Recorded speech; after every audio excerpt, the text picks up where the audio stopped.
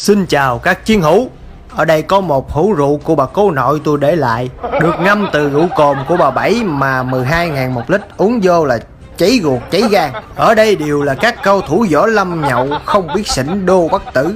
Cho hỏi có ai dám thử rượu của bà Bảy ở xóm tôi hay không? Em chạy.